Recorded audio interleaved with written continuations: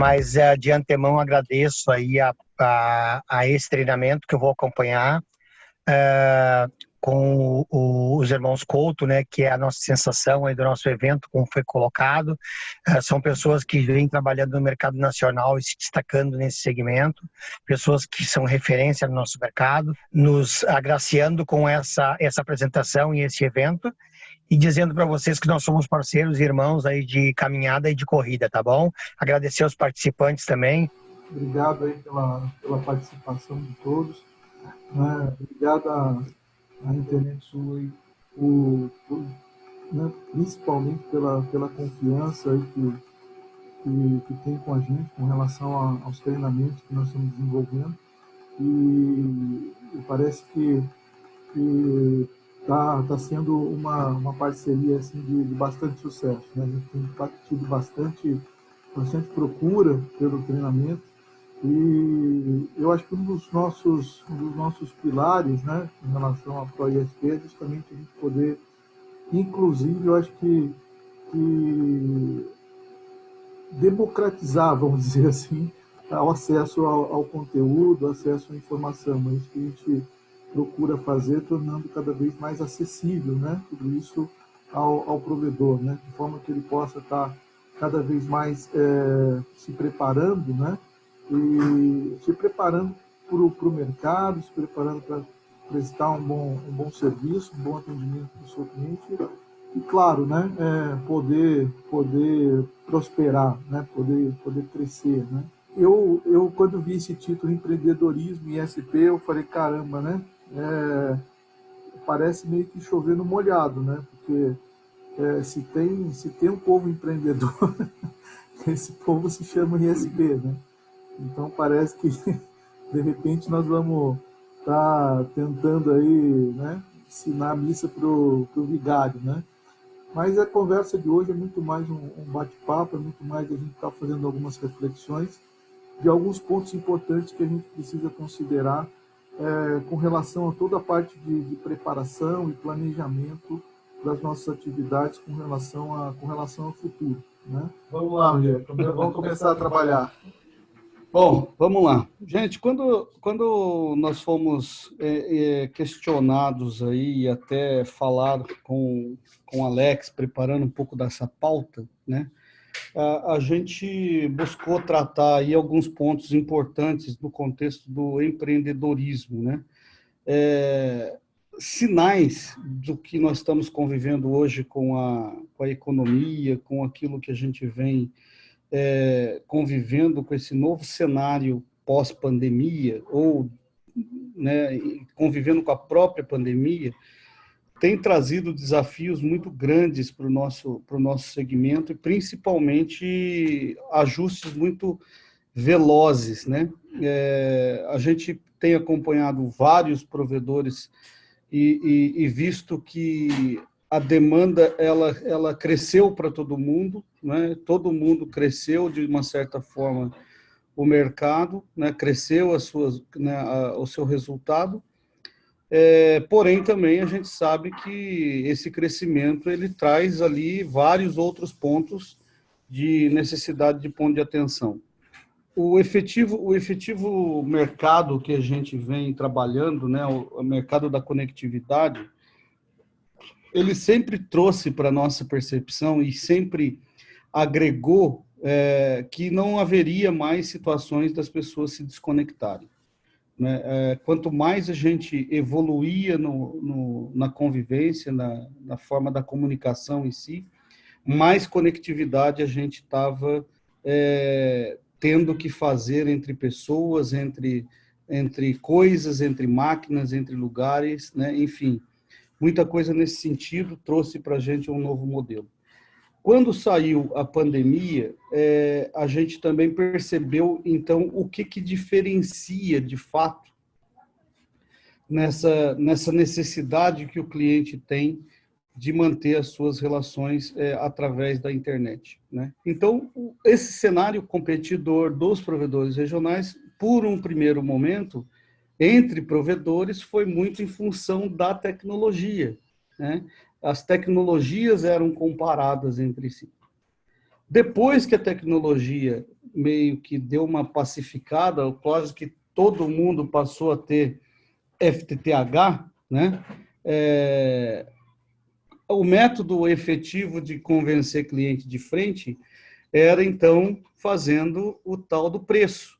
Então, o mercado ele se posicionou com tecnologia, com preço, e depois, para a gente não perder o ticket médio, a gente vem, então, discutindo muito a questão da comercialização de banda, né?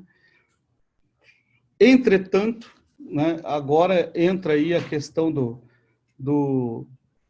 dos pontos de vista do empreendedorismo, né? Até então, enquanto a gente estava adorando, gostando muito de fazer tecnologia, gostando muito de fazer essa competição por, por, por aplicação de novos conceitos e trazendo tudo isso aí, a gente passou a ter que entender mais do nosso negócio, efetivamente. Passou a ter que fazer mais gestão, passou a ter que entender mais de planejamento, passou a ter que entender mais de diversas coisas que até então a gente não estava acostumado. Nosso negócio era subir na torre, fazer uma visada, ou então puxar, fazer o roteamento, fazer um servidor e distribuir internet. Esse era o nosso negócio. Só que daí a gente começou a descobrir que isso tem gestão de resultado, gestão de pessoas, gestão tributária, gestão financeira, gestão administrativa, gestão jurídica, uma série de coisas que começou a entrar na nossa cabeça. Então, como de fato agora o cara que deixa só de gostar de tecnologia para gostar também de fazer gestão do próprio negócio. E aí ser empreendedor em SP, né, ser um proprietário de um provedor regional, eu diria que o cara está preparado para fortes emoções, porque, meu Deus do céu, todo dia tem uma tratativa. Se alguém se dispõe a trabalhar 24 horas, ele vai ter demanda 24 horas no provedor. Então, quando a gente fala de empreendedorismo, tem uma listinha aqui nesse slide que retrata efetivamente o que se tem dentro da expectativa de um empreendedor estar atento a fazer, a disposição para a realização, né, o conhecimento, e quando a gente fala o conhecimento, entenda, há necessidade que o conhecimento não seja só do empreendedor, mas também do nosso colaborador, da pessoa que está junto com a gente, o método de criatividade. E aí, minha gente, vale dizer que a gente é muito bom, né? Os provedores regionais são muito bons para fazer Ctrl+C, Ctrl+V, né? Então, tem situações em que o empreendedor, o provedor regional que está ali com aquele mercado, precisa identificar novas formas de desenvolver o negócio dele através da busca efetivamente da satisfação do cliente. Então, habilidade, inteligência, paciência, né? E quando falo paciência, me lembra muito a questão, assim, sabe, de instantaneidade. Quanto da gente, inúmeras vezes, toma decisão por falta de tempo, né? E muitas vezes perde, então, a questão da assertividade.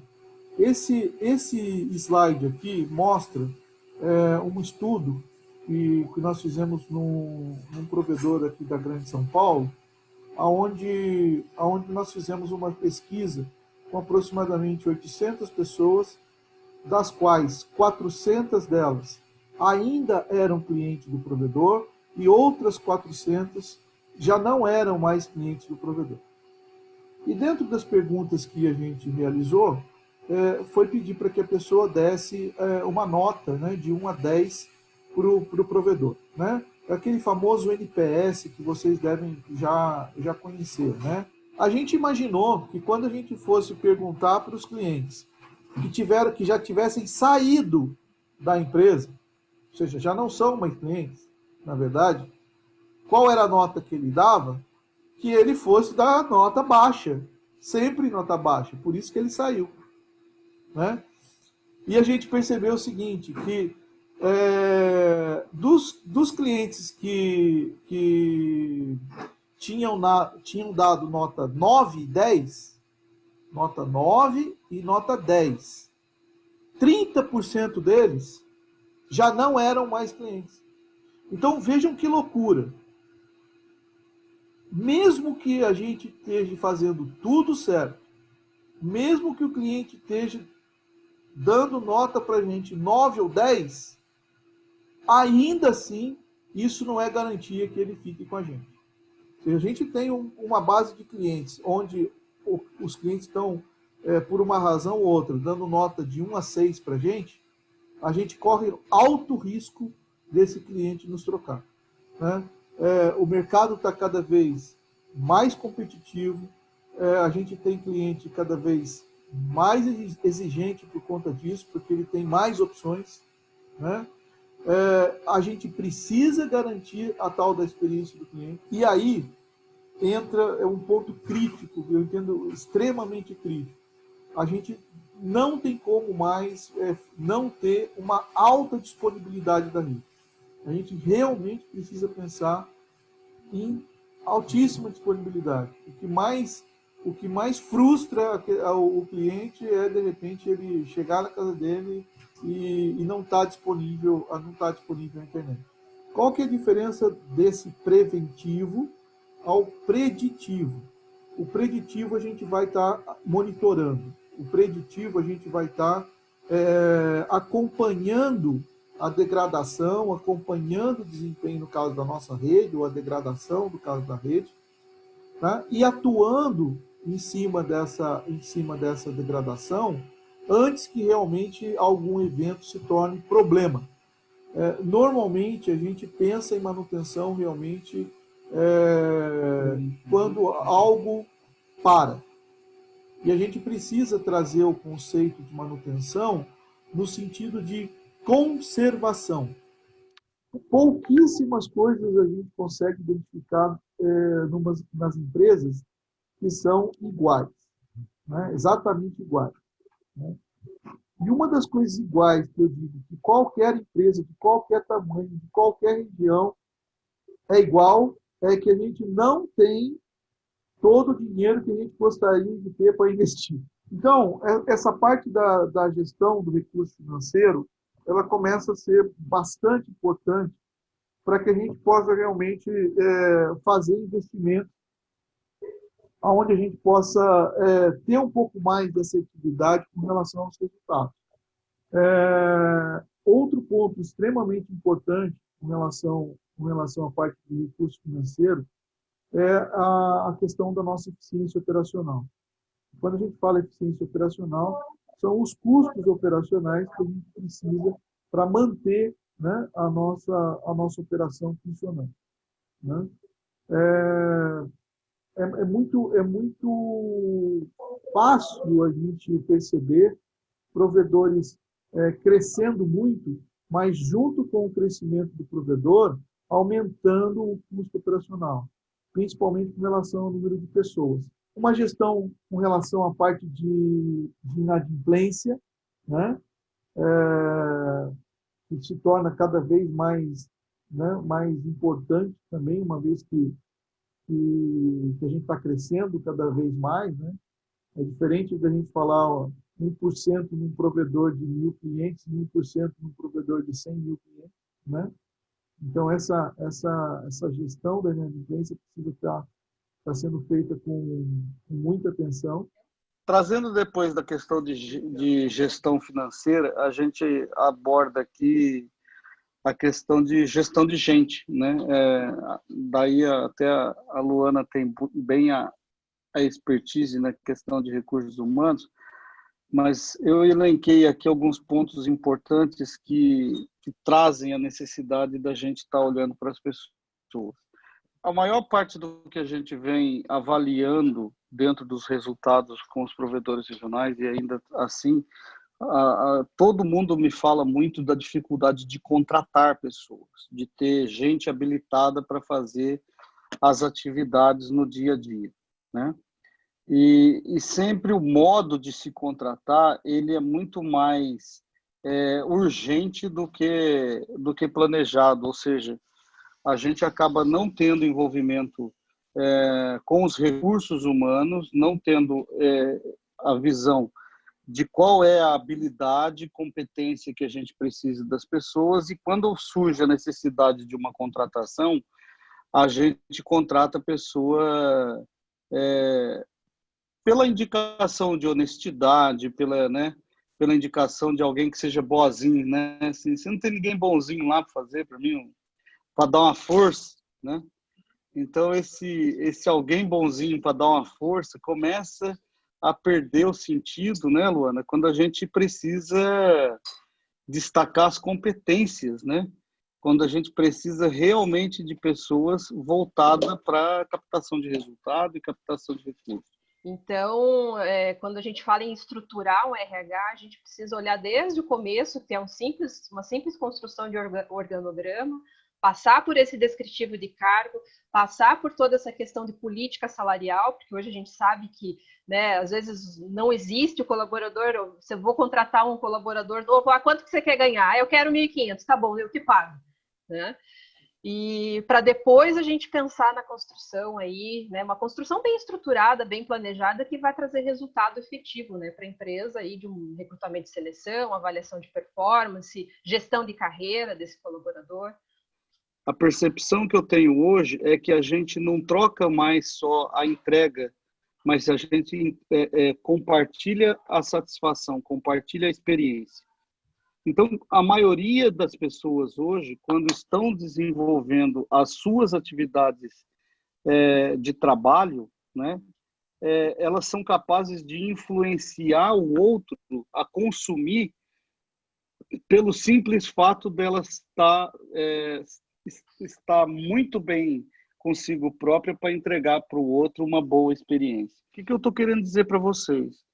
Se a gente não tomar cuidado exatamente com o que o cliente espera em relação ao consumo que atende necessidades e desejos de pessoas, a gente tende a investir muito dinheiro em tecnologia, muito dinheiro em infraestrutura, e corre o risco da gente não estar conseguindo equilibrar a entrega, né, de tudo que a tecnologia pode proporcionar para o cliente em relação àquilo que ele pode consumir. Ou seja, a gente corre risco de entrar num colapso, né, de ter muita areia para pouco caminhão, né? Ou seja, a gente começa então a entender que essa experiência não está exatamente na infra, mas sim no cuidado que o cliente tem naquilo que ele quer fazer. O que não pode estar fora do radar de vocês? A forma de aferir a satisfação e o sucesso do cliente. Esse crescimento aqui, vocês não podem abandonar. A gente não pode abandonar. Esse aqui vai estar ligado intimamente com todos os outros, né? Para a gente poder ter essa atenção bem especial aí.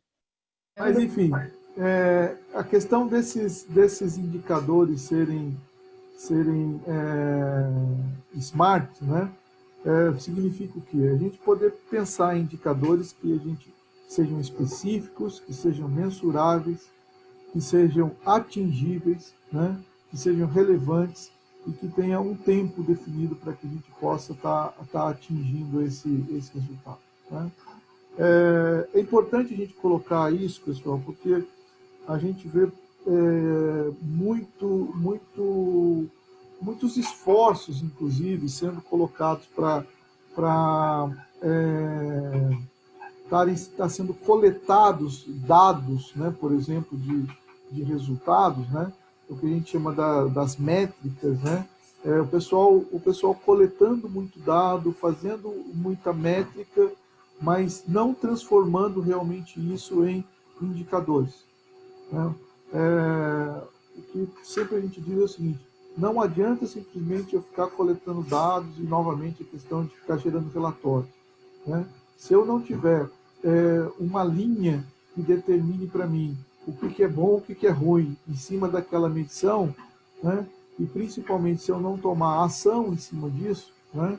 No final das contas, eu não vou estar fazendo um acompanhamento e principalmente, eu não vou estar fazendo a gestão em cima disso. A parte de priorização, acho que é alguma coisa parecida com isso, né?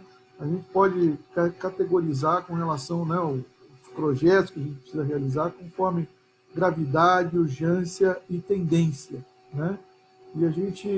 Por isso o GUT, né? Gravidade, urgência e tendência. E a gente priorizar, né? A gente classificar cada um desses projetos com relação à gravidade, que tipo de urgência nós temos com relação a isso, né? Pode esperar, é pouco urgente, muito urgente, imediato, e tendência, né? Se a gente não realizar esse projeto, as coisas vão continuar iguais, vão piorar, vai piorar muito rápido, e aí a multiplicação, né, dessas notas vai dar para a gente depois uma hierarquia com relação à priorização das ações que a gente precisa tomar. Tá? Então, acho que pode ajudar bastante, inclusive, a gente definir aonde a gente vai colocar recurso, né, para a gente poder melhorar os indicadores que mais vão valer a pena com relação aos resultados que a gente está esperando. Eu quero agradecer vocês aqui, né, pelo tempo que nós tivemos. Esperamos que esses conteúdos tenham gerado reflexões importantes aí para o planejamento de 2021. Agradecer também a todos aí pela participação. Espero que a gente tenha podido colaborar com vocês e vamos em frente. Vamos em frente, que eu acho que é aquela história, né? A gente tem sempre algo para estar aperfeiçoando, né? E que a gente achar que não precisa mais aperfeiçoar nada, a gente está correndo um sério risco de alguém atropelar a gente nem, né, vê por onde veio, né? Então, esse que é o nosso objetivo, estar sempre atento, estar procurando se aperfeiçoar a cada dia. Então, obrigado a todos.